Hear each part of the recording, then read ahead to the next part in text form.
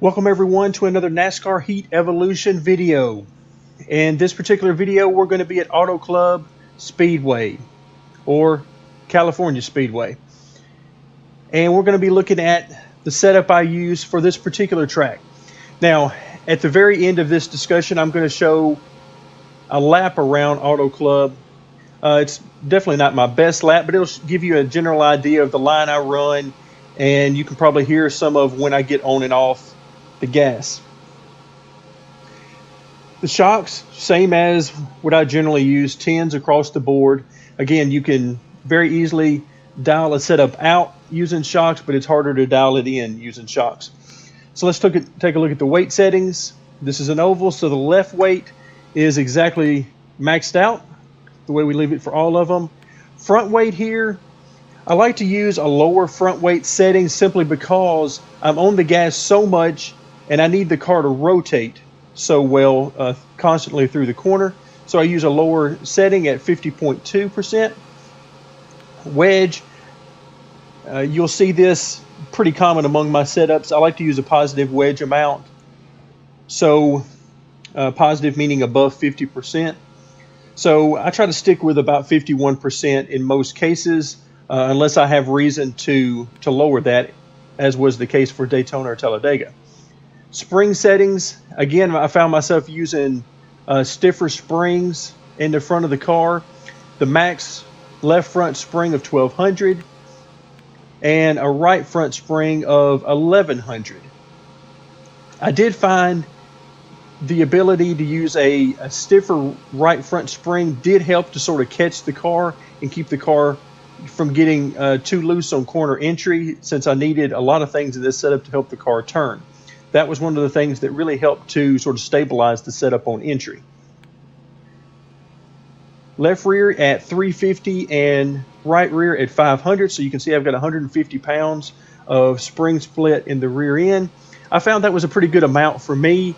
Again, being a smaller number, I wanted to keep that a smaller number simply because you spend so much time on the gas here, and that helps to stabilize the car, particularly on exit. Tire settings, I really didn't do a whole lot with those. I can tell you there's some time to be gained by increasing the tire pressures, as I've done at some other tracks. So you might want to play around with that. I was having a hard time getting the car to be more stable as I would like using those. So rather than going for all out one lap speed, I chose to keep a more default type of feel with the tire pressures, simply because I wanted the more stable setup over a longer run. Miscellaneous settings, left and right camber, once again, are maxed out. I've yet to see a reason to decrease those. Front sway bar is something else you could play around with. If the car feels a little bit too loose on entry, you can increase this. If you need the car to turn a little bit more, you can decrease that. I stuck with 1.315, no rear sway bar. And the track bar, I'm running sort of opposite of what you might think. I'm running a higher left rear than right rear on the track bar. In this case, I settled on 12.75 inches left and 12 inches on the right.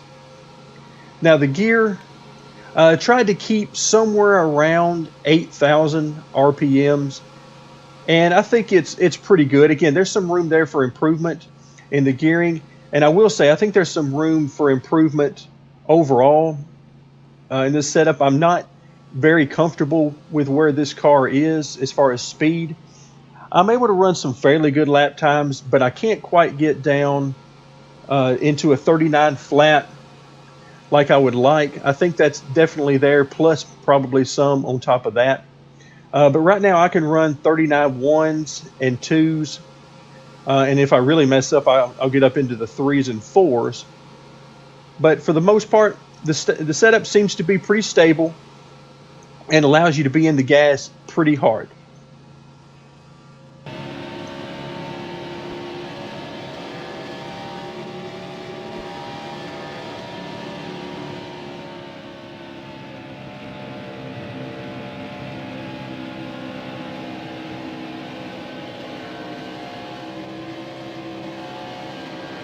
Still there?